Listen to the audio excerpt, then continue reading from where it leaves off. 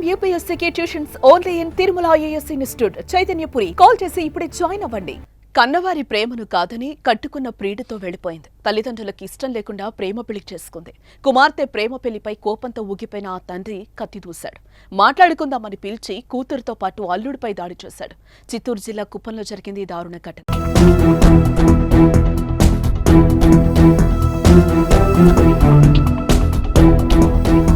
గుడిపల్లి మండలం అగరంకొత్తూరుకు చెందిన కౌసల్య చంద్రశేఖర్లు కొంతకాలంగా ప్రేమించుకుంటున్నారు. పెళ్లి చేసుకోవాలని కూడా అనుకున్నారు. కానీ కౌసల్య ఇంటిలో మాత్రం ఒప్పుకోలేదు.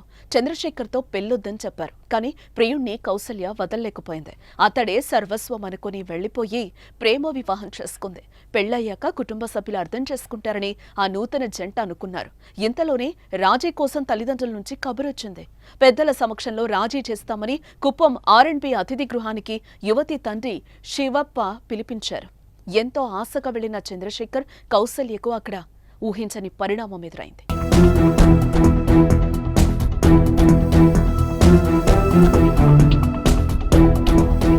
పెద్దల సమక్షంలోనే చర్చలు జరుగుతూ ఉండగా ఆగ్రహానికి గురైన శివప్ప కుమార్తె అల్లుడిపై దాడికి పాల్పడ్డాడు.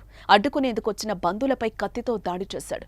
మొత్తం ఈ దాడిలో 4గురికి తీవ్ర గాయాలయ్యాయి. వెంటనే వారిని ఆసుపత్రికి తరలించి చికిత్స అందిస్తున్నారు. వారిలో ఒక పరిస్థితి విషమంగా ఉన్నట్టుగా తెలుస్తోంది.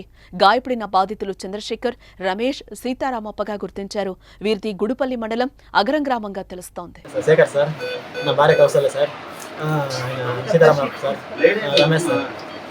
వీళ్ళ మంది ఆయన వచ్చి కత్తితో కొట్టాడు సార్. వాళ్ళిద్దరిని కొట్టకపోయా, వాళ్ళని మధ్యలో పోయి దాన్ని విడిపిస్తామని పోతే కత్తి చేతిలోనే తెలియదు, కత్తి తగిలిస్తుంది. కొట్టినాడు కత్తితోనే. ఎవరు? శివ. శివ ఎవరు? కొత్తపల్లి. గుడిపల్లి ఆగరం పంచాయతీ. ఈ మధ్య ప్రేమ, పెళ్లి వ్యవహారాలు గొడవలకు కేర్ ఆఫ్ అడ్రస్ అవుతున్నాయి.